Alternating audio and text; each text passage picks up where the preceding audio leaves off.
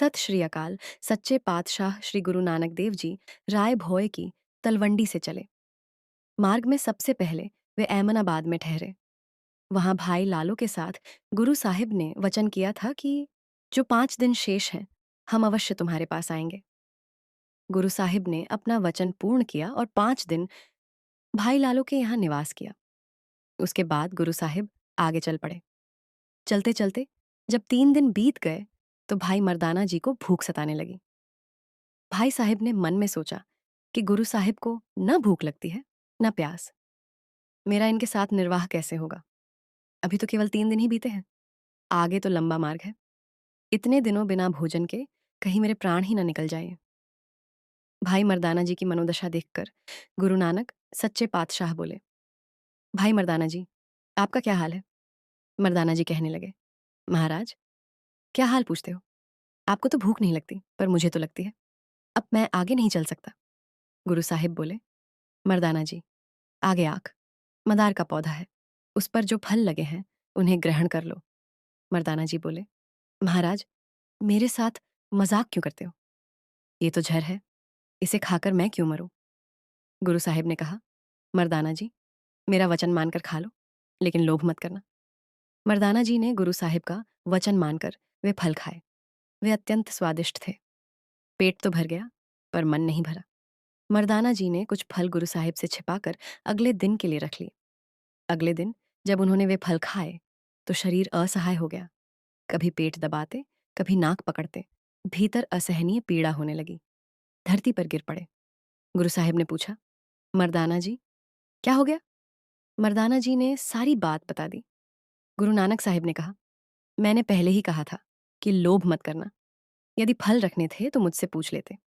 कल नहीं पूछा तो आज खाने से पहले ही पूछ लेते।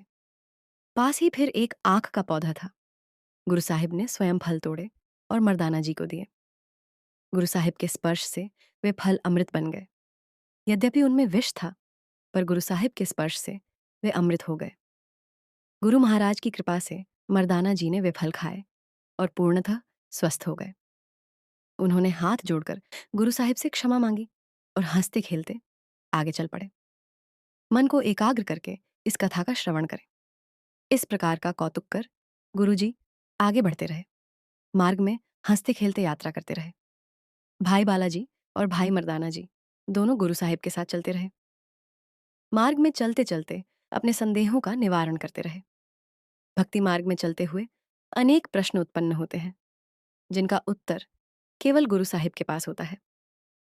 भाई मर्दाना जी और भाई बालाजी अपने मन के प्रश्न गुरु नानक सच्चे पातशाह से पूछते और गुरु साहिब उनके समाधान हेतु शुभ वचन सुनाते। चलते चलते गुरु साहिब कामरूप देश, आज का असम, पहुंच गए। गुरु साहिब ने फकीरी वेश धारण किया हुआ था। कामरूप देश की स्त्रियां तंत्र मंत्र जंत्र की विद्या जानने वाली थीं और उसी बल पर जीवन यापन करती थीं। जब गुरु साहिब वहां पहुंचे, वे नगर के भीतर नहीं गए। नगर के बाहर एक सुंदर वृक्ष की छाया देखकर गुरु साहिब ने आसन लगाया। एक घड़ी बीत गई। मर्दाना जी बोले, महाराज, कितना सुंदर देश है, कितने सुंदर वृक्ष हैं, पान, सुपारी, आम, केले। शाखाएं फलों के भार से झुकी हुई हैं, मानो हमें बुला रही हो।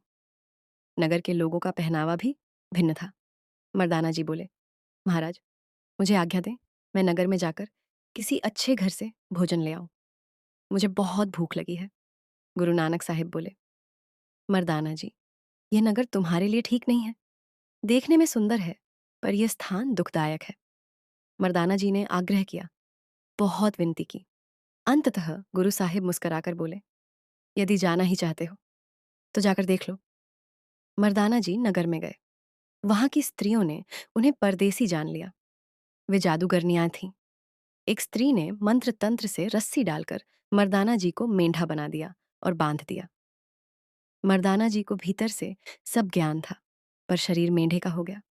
वे पश्चाताप करने लगे और मन ही मन गुरु साहिब को पुकारने लगे। कुछ समय बाद गुरु नानक सच्चे पातशाह ने भाई बालाजी से कहा, चलो, मर्दाना को वापस ले आई। गुरु साहिब वहां पहुंचे। जादूगरनियां फिर मंत्र चलाने लगी, पर गुरु साहिब की दृष्टि से उनका जादू नष्ट हो गया। एक स्त्री मेंढी बनी, एक कुतिया बनी, गुरु साहिब के आदेश से रस्सी तोड़ी गई और मर्दाना जी अपने मूल रूप में आ गए। उन्होंने गुरु साहिब के चरणों में गिरकर क्षमा मांगी। गुरु नानक सच्चे पातशाह ने सबको शिक्षा दी कि गुरु का वचन मानना चाहिए। जो गुरु का हुक्म नहीं मानता वह दुख पाता है। गुरु नानक देव जी भटके हुओं को भी सीधा मार्ग दिखाते हैं। धन गुरु नानक सच्चे पातशाह जी। धन श्री गुरु ग्रंथ साहिब जी। वाहे गुरु जी का खालसा, वाहे गुरु जी की फतेह।